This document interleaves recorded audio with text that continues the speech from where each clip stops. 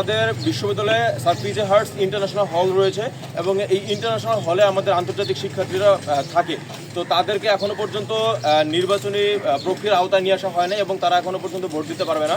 আমরা গতকাল এক শিক্ষার্থীর সাথে কথা বলেছি, তিনি পাকিস্তানের পাঞ্জাব প্রদেশ থেকে এই বিশ্ববিদ্যালয়ে পড়েন, মোহাম্মদ তাহির। উনি এটা নিয়ে কনসার্ন জানিয়েছেন এবং আরও বেশ কিছু শিক্ষার্থীরা কনসার্ন জানিয়েছেন যে তাদেরকে এখনো ভোটাধিকার দেওয়া হয় নাই। তো আমরা চাই যে বিশ্ববিদ্যালয়ে এই ডাকসু থেকেই তাদের জন্য, তারা যতজন স্টুডেন্ট থাকবে তাদের জন্য ভোটাধিকার নিশ্চিত করা হোক। এবং সাথে সাথে আমাদের নির্বাচন ইশতেহারের ক্ষেত্রে আমরা কয়েকটা বিষয় বলেছি, আমরা সবগুলো বলতে পারবো না, খুব সংক্ষিপ্ত করে বলি। সেটা হচ্ছে যে আপনারা জানেন যে এই বিশ্ববিদ্যালয়ে এখনও পর্যন্ত সাংস্কৃতিক অনেক বৈষম্য রয়েছে। যেমন আপনারা দেখেছেন যে গত বছর বটতলা যখন কোরআন তেলাওয়াতের আসর বসানো হয়েছিল, সেই জন্য যে সমস্ত শিক্ষার্থীরা এটাকে আয়োজন করেছিল তাদেরকে পরবর্তীতে শোকজ করা হয়েছিল। আমাদের চাই যে একই সাথে বটতলাতে যদি কোরআন তেলাওয়াতের আসরও বসানো হয়, একই সাথে অন্যান্য ধর্মাবলম্বীর গীতা পাঠের আসরও বসতে পারে।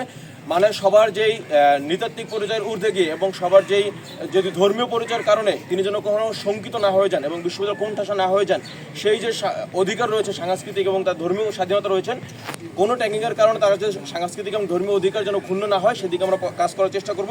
এবং আমরা মনে করবো জাতি, ধর্ম, বর্ণ নির্বিশেষে সকলের সাংস্কৃতিক অধিকারকে অক্ষুণ্ণ রাখার জন্য আমরা চেষ্টা করবো। এবং আমরা দ্বিতীয়ত একটা বলছি যে শারীরিক শিক্ষা কেন্দ্র রয়েছে আমাদের বিশ্ববিদ্যালয়ে, কিন্তু এই শারীরিক শিক্ষা কেন্দ্র যে অবস্থা অত্যন্ত বেহাল দশা। আপনারা জানেন যে এখানে জুডো কারাতে সেন্টার রয়েছে কিন্তু সেখানে কোনো ট্রেনার নাই, আবার সেখানে জিমনেশিয়াম রয়েছে, সেখানে কোনো পর্যাপ্ত ইকুইপমেন্ট নাই এবং সাথে কোনো ট্রেনারও নাই। তো বিশ্ববিদ্যালয়ে যেখানে 40,000 শিক্ষার্থী রয়েছে সেখানে এই পরিমাণ অবস্থানও রয়েছে। আমরা সেটাকে আধুনিক এবং উন্নত করার চেষ্টা করবো প্রশাসনের সাথে কাজ করার মাধ্যমে।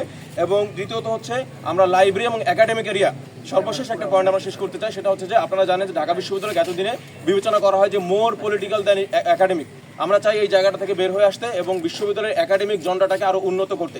তো সেক্ষেত্রে আপনারা জানেন যে আমরা একটা ইশতেহার আমরা ঘোষণা করেছি, সেটা হচ্ছে বিশ্ববিদ্যালয়ের সেন্ট্রাল ই লাইব্রেরি প্রতিষ্ঠার উদ্যোগ গ্রহণ করব। এবং দ্বিতীয়ত হচ্ছে আমাদের সামাজিক FBS অর্থাৎ বিজনেস ফ্যাকাল্টিতে আমাদের যে ই লাইব্রেরিটা রয়েছে, সেই ই লাইব্রেরিটা বিভিন্ন ফান্ডজনিত কারণে বন্ধ হয়ে আছে এবং ফ্যাসিবাদের আমলে যে সমস্ত জায়গা থেকে স্পন্সর আনা হয়েছিল সেই স্পন্সরগুলো বন্ধ হয়ে যাওয়ার কারণে এই ই লাইব্রেরিটা বন্ধ হয়ে আছে এবং বিজনেস ফ্যাকাল্টির স্টুডেন্টের জন্য অত্যন্ত বড় সাফারার।